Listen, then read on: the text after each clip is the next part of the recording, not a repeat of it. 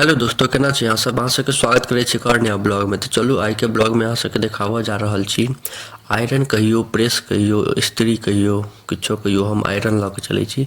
Iron सबसे आसान तरीका से केना कयल जाइ छै देखियो। उषा कंपनी के आयरन छै हमर, देख लियो ये डब्बा छै, ये में आयरन राखल छै।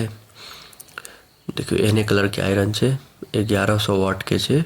एमे इमहर बहुते की सब लिखल छै, उषा कंपनी के आयरन। चलो एकरा खोल के देखाबै छी। अब देखियो एकरा खोल लेबै, एहिमे से आयरन निकालि लेबै, ओकर पर्ची छै अपन। चलू डिब्बा के अब साइड करै छी।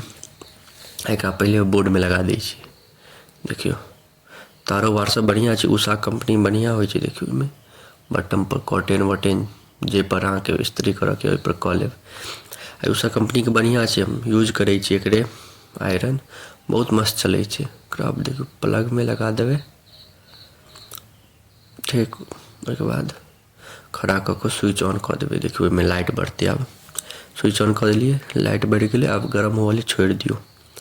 देखियो स्विच ऑन कऽ देलिए। अब चलू अहाँ सबके देखाबै छी कपड़ा। देखियो पाबनि सब छलै, पाबनि सब आब खत्म भेलै, बहुते कपड़ा सब जमा भऽ गेलै। देखियो कुर्ता उर्ता सब छठि में पहिरने रहिए, सँझुका अर्घ भोरका अर्घ, बहुते कपड़ा सब निकललै बाहर। तऽ सबके खींच विच देलिए। अब सबके आयरन करऽ के छै। सब कपड़ा सब गंदा भऽ गेल रहै तऽ सबके खींच कऽ आयरन कऽ के फेर राखि देबै, तऽ फेर नया अथी में पहिरबै। फेर जो कोनो पाबनि एतै तऽ तब देखियो ई पेंट छै। पेंट बहुत मोटगर पेंट छै, बहुत महंगो देने रहे। तो चलू सबसे पहले ई पेंट के करै छी। देखियो अब गरम भऽ गेलै, रुकि जाओ, पहले पेंट के सीधा करऽ दिया। बहुत मोचरायल छै पेंट, वॉशिंग मशीन में खींचलिए।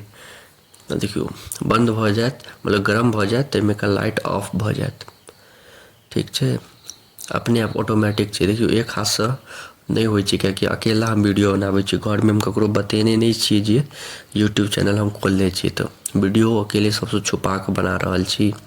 और एक हाथ से मोबाइल पकड़ने छियै, एक हाथ से बुझियो ने अथी कऽ रहल छी आयरन, तेँ भऽ नहीं रहल यऽ। चलू आयरन अब कऽ लेब, ओहिके बाद अहाँ सबके देखाबै छी।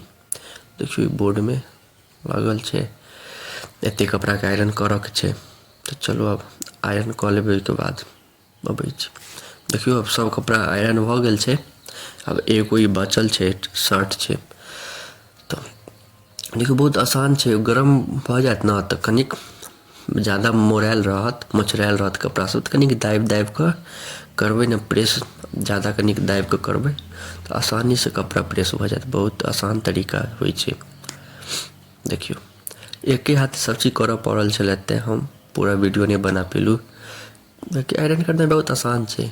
तो देखियो यो लास्ट का शर्ट छलै, एकरो आयरन कऽ देलिए बढ़िया से। ऊपर से फेर चला दै छियै, तो जे भी किछु रहतै सब आयरन भऽ जेतै। तो देखियो इहो शर्ट आयरन भऽ गेलै, टोटल कपड़ा आयरन भऽ गेलै। आब सबके हम देखाबै छी एक साथ।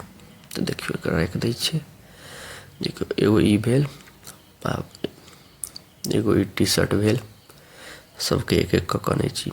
एगो ई पेंट भेल, जे सबसे पहले देखेने रहू, ठीक। एक बाद एगो ई पेंट भेल।